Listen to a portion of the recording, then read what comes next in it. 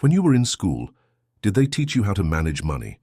Did they explain how to invest, budget, or even understand the power of compound interest? If your school days are anything like mine, the answer is probably no. In fact, most of class leaves school with little to no understanding of personal finance, and yet, money is at the center of almost every decision we make as adults. Financial literacy isn't just some buzzword, it's a life skill that can determine whether you thrive or struggle financially. And here's the kicker. Financial literacy isn't just about knowing how to balance your checkbook. It's about understanding how money works in the real world, making smart decisions with your resources, and mastering the financial systems that drive everything from your daily expenses to your long-term wealth. In this video, we're going to break down financial literacy in a way that school never did. Whether you're fresh out of school or navigating adulthood, understanding these concepts will set you up for a future of financial freedom and security. What is financial literacy?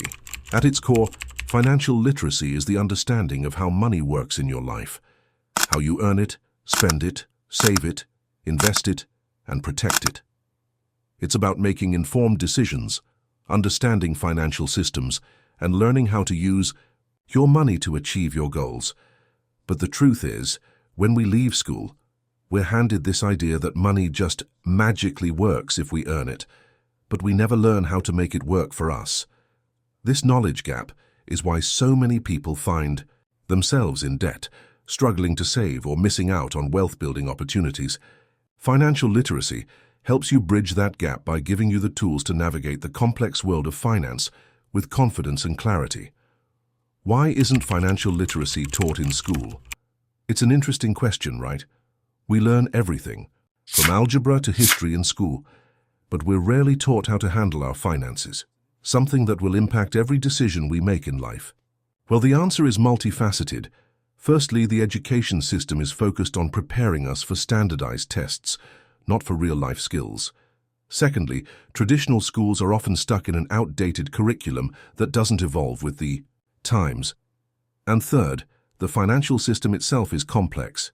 Banks, insurance companies, investments, and loans are intricate topics that require deeper understanding than what can be covered in a one-size-fits-all curriculum. But here's the problem. We all need financial literacy.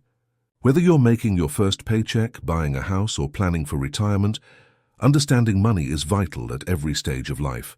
Now, let's get into the meat of financial literacy, the core principles that every person should know. First, budgeting and money management. One of the first concepts you need to grasp is budgeting. Budgeting is simply knowing how much money you make and how much you're spending. It's about tracking your income and outflows so that you can make smart decisions about how to allocate your resources. A good budget should include income. This is the money you make from all sources: salary, side gigs, passive income, etc. Fixed expenses. These are your regular monthly costs: mortgage or rent, utilities, car payments, etc. Variable expenses, things like groceries, entertainment, dining out, etc. Savings and investments. It's critical to prioritize saving before you spend. Treat this as a non-negotiable line in your budget. One of the most popular budgeting methods is the 50-30-20 rule. 50% of your income goes toward necessities, 30% goes toward discretionary spending, things you want but don't necessarily need. 20% goes toward savings and debt repayment. When you learn how to budget, you're in control of your money rather than letting your money control you. Second, saving and emergency funds. We've all heard the advice to save for a rainy day, but why is it so important? An emergency fund is the financial safety net that ensures you're prepared for life's unexpected events: job loss, medical emergencies, car repairs, or anything else life throws at you.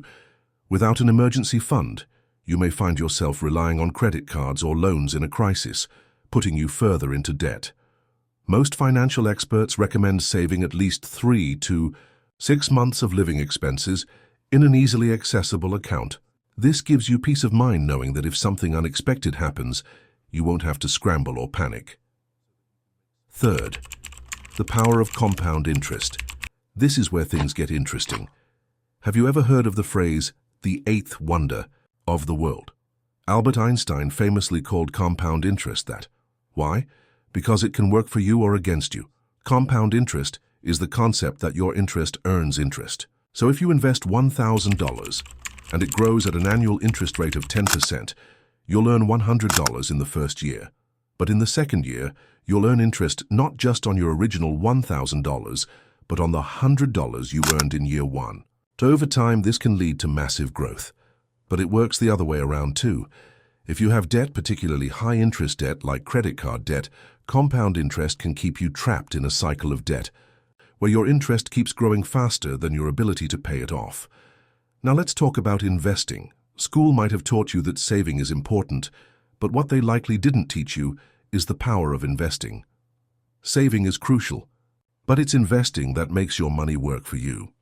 Investing is about putting your money into assets that can grow in value over time: stocks, bonds, real estate, mutual funds, and so on. The goal is to generate returns that outpace inflation and grow your wealth long-term. Fourth, stocks and bonds. Stocks represent ownership in a company, and bonds are loans that you give to companies or governments in exchange for interest. Stocks can offer high returns, but they come with more risk. Bonds tend to be safer, but provide lower returns. Learning how to diversify your investments and manage risk is key. The earlier you start investing, the more time your money has to grow. And remember, the stock market always goes up in the long run, despite short-term volatility. Fifth, retirement planning.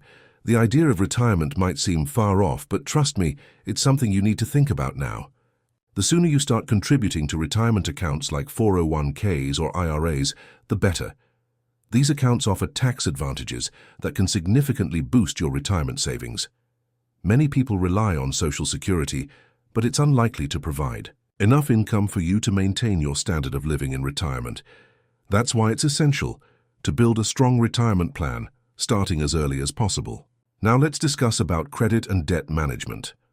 One of the most challenging aspects of personal finance is credit, specifically understanding how it works and how to use it responsibly. Your credit score influences everything from your ability to get a loan to the interest rates you're charged. Sixth, credit scores and loans. Credit scores range from 300 to 850, and the higher your score, the better your chances of getting favorable loan terms. A score of 700 or above is generally considered good, while below 600 can make borrowing more difficult and expensive. You can improve your credit score by paying bills on time, reducing your debt, and maintaining a low credit utilization ratio. High credit card balances, missed payments, and accumulating debt all negatively impact your score. Seventh, debt management.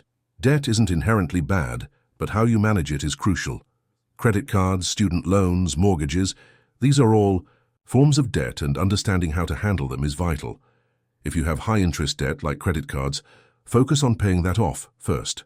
Once that's under control, consider using other forms of debt strategically, like a mortgage or student loans, where interest rates are lower and more manageable. In the end, financial literacy isn't just about knowing how to budget, save, and invest. It's about taking control of your financial future.